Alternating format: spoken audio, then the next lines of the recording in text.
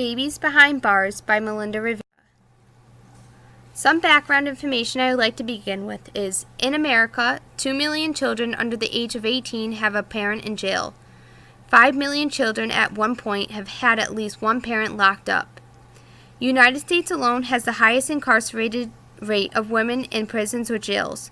This is mainly due to the war on drugs and property offenses, which make up 56% of incarcerated women.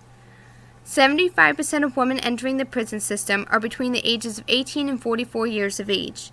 With a large number of young inmates, 4% of women in state prisons and 3% of those in federal prisons are already pregnant at intake. With the growing number of female inmates, jails and prison systems are not addressed or prepared for the needs for women. Trauma experiences have happened at one point or another in female inmates.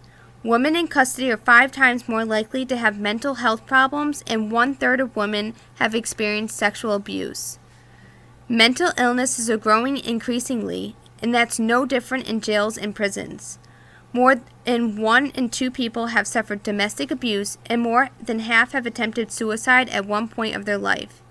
Many fear that the way the United States operate jails and prisons, it will re-traumatize inmates.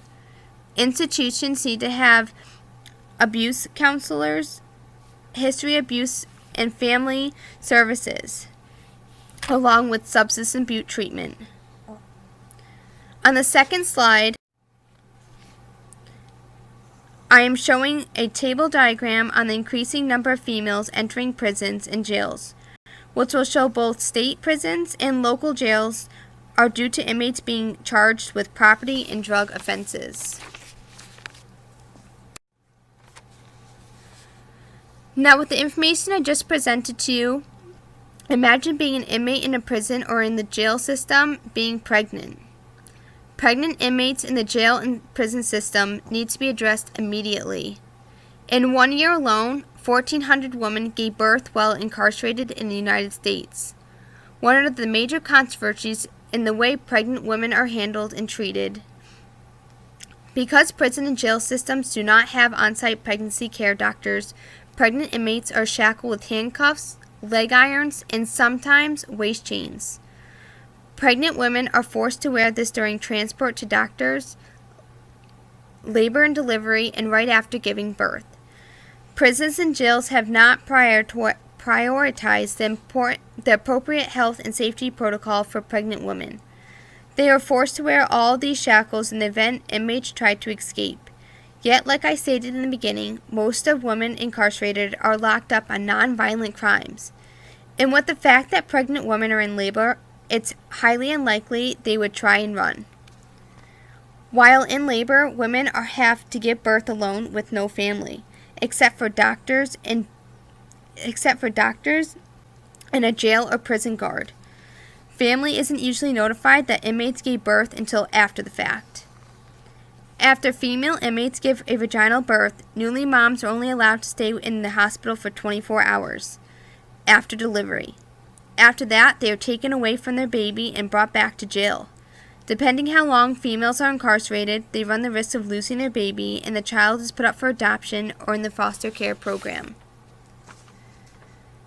Because inmates are forced to separate from their babies after 24 hours, many come back to the prison or jail system with severe postpartum or mental disorders.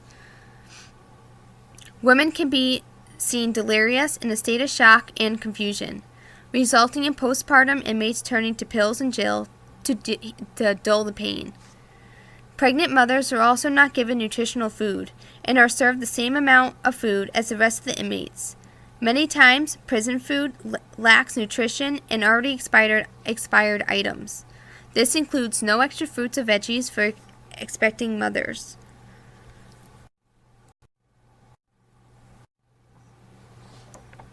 The major person who is affected by this is the babies that are brought to the world and forced to be taken away from their mothers because their mothers are incarcerated in prison or in jails. But the mothers are also in danger because of the lack of care pregnancy moms receive after and before their babies.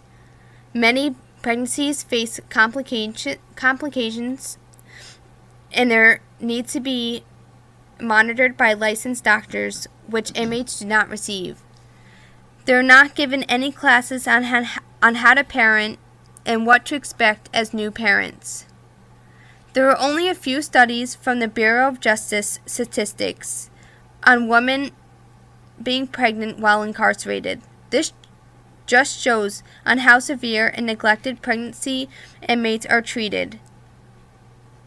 Babies are forced to be separated from their moms and not being able to have the important bond in the early years.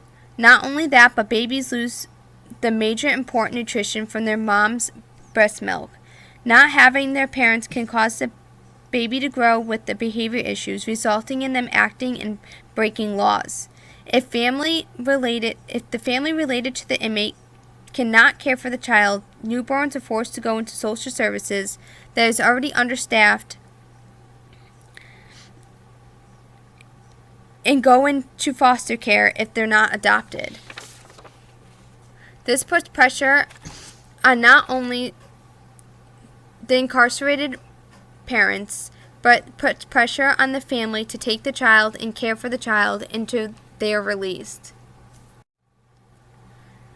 The number of women in the U.S. prison has risen more than 700% in the last 40 years. Before, prisons was mostly populated with men. Now, with the swift, fast change, prisons lack female hygiene products, and there's no programs to help inmates with drug and alcohol problems, or including mental illnesses. Many prisons do not have a pregnancy section to help raise the baby and to teach newly mothers on how to care for the baby and what to be expected when they are released to prison to raise the baby on their own, and how to prepare them for what the future may be like.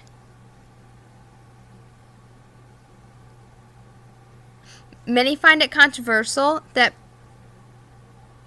pregnant women have to be handcuffed, ankle chained, and shackled when brought to their doctor's appointments or to be brought in to deliver their baby.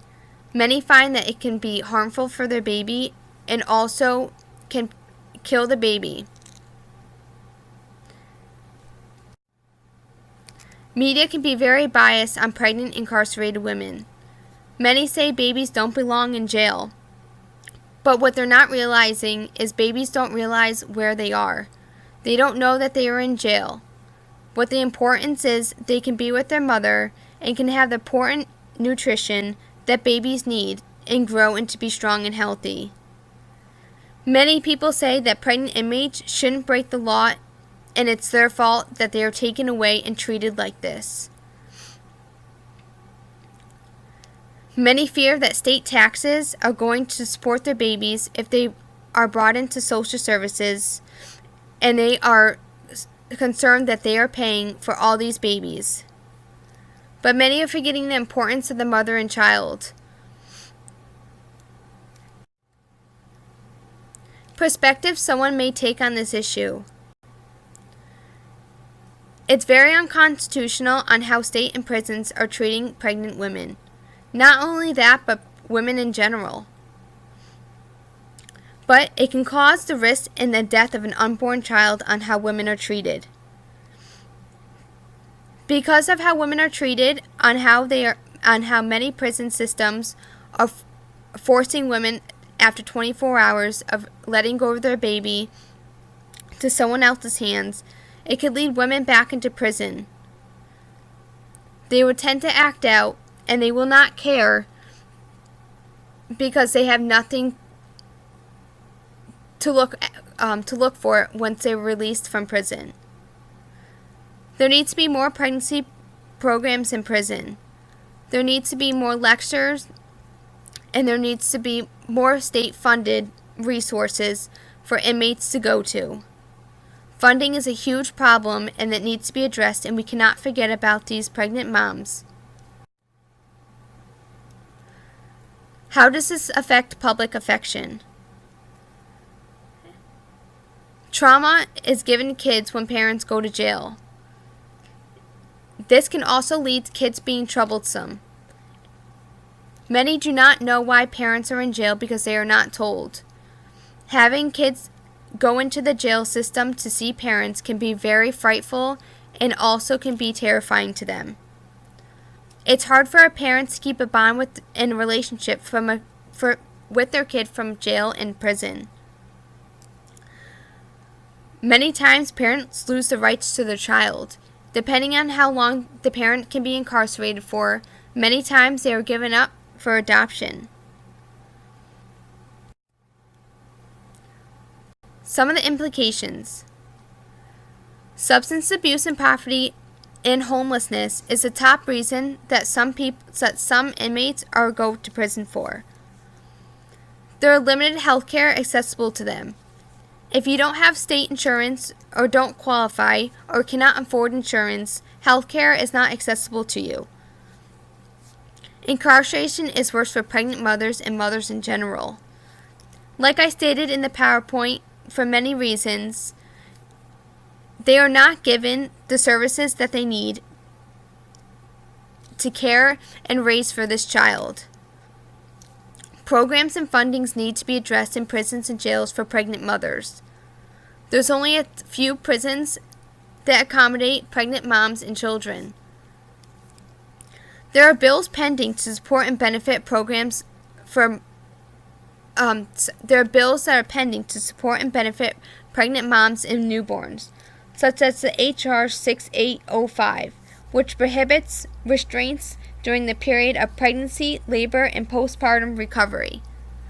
There are many steps that need to be taken place and action needs to be put in to stop the abuse and mistreatment of pregnant women. We need to start somewhere and somewhere soon. Here are my sightings.